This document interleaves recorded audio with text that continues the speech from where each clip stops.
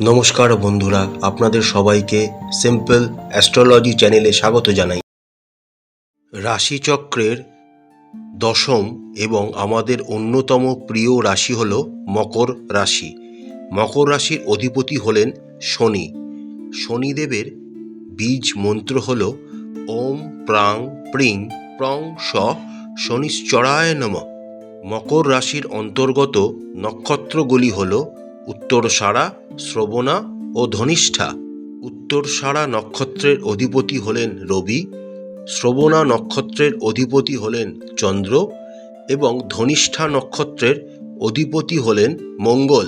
আগামী ডিসেম্বর মাসের গ্রহ সন্নিবেশ অনুসারে মকর রাশির সাপেক্ষে আপনাদের রাশিতেই শুক্র গোচর করছেন। রাশি অধিপতি শনি দ্বিতীয় ঘরে মার্গী অবস্থায় কুম্ভ রাশিতে গোচর করছেন। আপনাদের তৃতীয় ঘরে রাহু মহারাজ মীন রাশিতে গোচর করছেন। আপনাদের পঞ্চম গৃহে বৃষ রাশিতে বৃহস্পতি বক্রী অবস্থায় গোচর করছেন। আপনাদের সপ্তম গৃহে কর্কট রাশিতে মঙ্গল নিচস্থ অবস্থায় গোচর করছেন। আপনাদের নবম গৃহে কন্যা রাশিতে কেতু মহারাজ গোচর করছেন এবং আপনাদের একাদশ গৃহে বৃশ্চিক রাশিতে রবি ও বুধ একত্রে গোচর করছেন।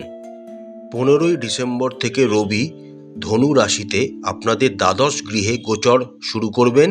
16ই ডিসেম্বর থেকে বুধ বৃশ্চিক রাশিতে আপনাদের একাদশ গৃহে মার্গী হবেন এবং 28শে ডিসেম্বর থেকে শুক্র কুম্ভ রাশিতে গোচর শুরু করবেন।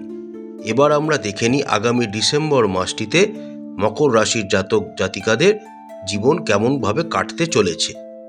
কর্মক্ষেত্রের দিক থেকে আগামী ডিসেম্বর মাসটি মকর রাশির জাতক জাতিকাদের মধ্যম প্রকৃতির হতে চলেছে। শনি মহারাজ, যিনি আপনাদের রাশির অধিপতি, আপনাদের রাশির দ্বিতীয় ঘরে গোচর করছেন, অর্থাৎ আপনাদের সাড়ে সাতি আর মাত্র 4টি মাস মতো বাকি আছে। তাই আগামী মাসটিতে আপনাদের কর্মক্ষেত্রে কর্মগুলিকে খুব সাবধানে সম্পাদন করতে হবে। দ্বিতীয় ঘরে শনি মহারাজের উপস্থিতির কারণে আপনাদের কাজের চাপ থাকবে। কর্মক্ষেত্রের বিভিন্ন চ্যালেঞ্জের সম্মুখীন আপনারা হবেন। কঠোর পরিশ্রম করা সত্ত্বেও আপনারা কাজের স্বীকৃতি পাবেন না। আপনাদের কর্মক্ষেত্রে বিভিন্ন ধরনের চ্যালেঞ্জের সম্মুখীন তো হতে হবেই, তার সাথে আপনাদের ধৈর্যের পরীক্ষাও দিতে হবে। সুতরাং আগামী ডিসেম্বর মাসটি আপনাদের সাবধানেই সমস্ত কর্মগুলিকে সম্পাদন করতে হবে। যে সমস্ত মকর রাশির জাতক জাতিকারা ব্যবসার সাথে যুক্ত রয়েছেন, আগামী ডিসেম্বর মাসটি খুব একটা ভালো কাটবে না। আপনাদের সপ্তম গৃহে মঙ্গল নিচস্থ অবস্থায় গোচর করছেন, তার ফলে ব্যবসায় আপনাদের অগ্রগতি হবে না। মুনাফা আগের থেকে অনেকটাই কমে যাবে, যা আপনাদের উদ্বেগকে আরও বাড়িয়ে তুলবে। যে সমস্ত মকর রাশির জাতক জাতিকারা অংশীদারি ব্যবসার সাথে যুক্ত রয়েছেন, আগামী ডিসেম্বর মাসটিতে তারা একটু সাবধানে থাকবেন। অর্থনৈতিক দিক থেকে আগামী ডিসেম্বর মাসটি মকর রাশির জাতক জাতিকাদের মোটামুটি ভালোই কাটবে। আপনাদের পঞ্চম ঘরে দেবগুরু বৃহস্পতির উপস্থিতি আপনাদেরকে আর্থিক লাভ এবং বৃদ্ধির সম্ভাবনা প্রদান করবে। উপার্জিত অর্থ আপনারা সঞ্চয় করতেও পারবেন এবং সেটাকে ভবিষ্যতের জন্য কোনো আর্থিক বিনিয়োগও আপনারা করতে পারেন।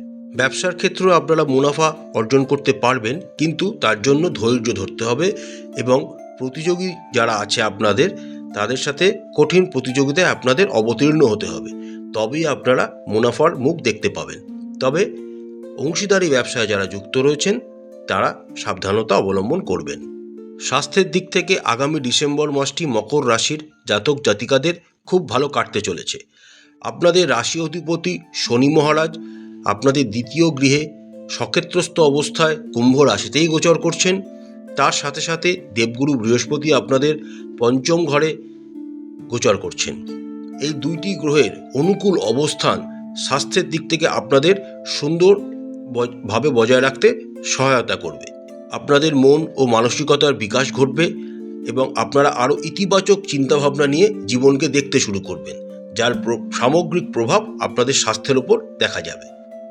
প্রেমজ জীবনে যারা যুক্ত রয়েছেন সেই সমস্ত মকর রাশির জাতক জাতিকাদের আগামী ডিসেম্বর মাসটি মধ্যম প্রকৃতির কাটতে চলেছে। পঞ্চম ঘরে বৃহস্পতির অবস্থানের জন্য এবং রাশিতে শুক্রের অবস্থানের জন্য আপনাদের একে অপরের প্রতি আকর্ষণ বৃদ্ধি পাবে। আপনারা চাইবেন যত বেশি করে একে অপরের সাথে সময় কাটানো যায়। কিন্তু আপনাদের দ্বিতীয় ঘরে শনি মহারাজ গোচর করছেন। এমন কিছু হুট করে আপনার প্রেমিক বা প্রেমিকাকে বলবেন না যা তাদের মনে আঘাত লাগতে পারে। এই আঘাত লাগলে এই জিনিসটা আর একটু খারাপের দিকে যেতে পারে, আপনাদের মধ্যে সম্পর্কটা আরও নষ্ট হয়ে যাওয়ার সম্ভাবনাও তৈরি হতে পারে। নিজেদের মধ্যে অহংভাব একদম আনবেন না, তাহলেই আগামী ডিসেম্বর মাসটি আপনাদের প্রেমজ জীবনের দিক থেকে খুব ভালো কাটবে। যে সমস্ত মকর রাশির জাতক জাতিকারা বিবাহিত, আগামী ডিসেম্বর মাসটি আপনারা সুখেই নিজের বিবাহিত জীবনকে উপভোগ করবেন। শুক্রের রাশিতে উপস্থিতি আপনাদেরকে আরও রোম্যান্টিক করে তুলবেন। এই সময় আপনারা আপনাদের জীবনসঙ্গীর সাথে কোনো জায়গায় বিশেষ কোনো স্থানে ভ্রমণেও যেতে পারেন। দেবগুরু বৃহস্পতির আশীর্বাদ আপনাদের বিবাহিত জীবনকে আরও মসৃণ করে তুলবে। আর যে সমস্ত মকর রাশির জাতক জাতিকারা বিবাহের জন্য প্রচেষ্টা করছেন, আগামী ডিসেম্বর মাসটি তাদের জন্য খুবই অনুকূল ফল নিয়ে আসতে চলেছে। পারিবারিক জীবনের দিক থেকে আগামী ডিসেম্বর মাসটিতে মকর রাশির জাতক জাতিকাদের উত্থান পতনের মুখোমুখি হতে হবে। আপনাদের চতুর্থ গৃহে অধিপতি মঙ্গল কর্কট রাশিতে নিচস্থ অবস্থায় গোচর করছেন। তাই পরিবারে টুকটাক ঝামেলা, অশান্তি বা সম্পত্তিজনিত কোনো সমস্যা আপনাদের পারিবারিক জীবনে আসতে পারে। তবে দেবগুরু বৃহস্পতির পঞ্চম ঘরে অবস্থান এই সমস্ত বিষয়গুলিকে কন্ট্রোল করতে আপনাদের সহায়তা প্রদান করবেন এবং আপনারা একটি সুখী পারিবারিক জীবন উপভোগ করবেন। প্রতিকারস্বরূপ মকর রাশির জাতক জাতিকারা রাশি অধিপতি শনিদেবের বীজ মন্ত্র 108 বার করে জপ করবেন।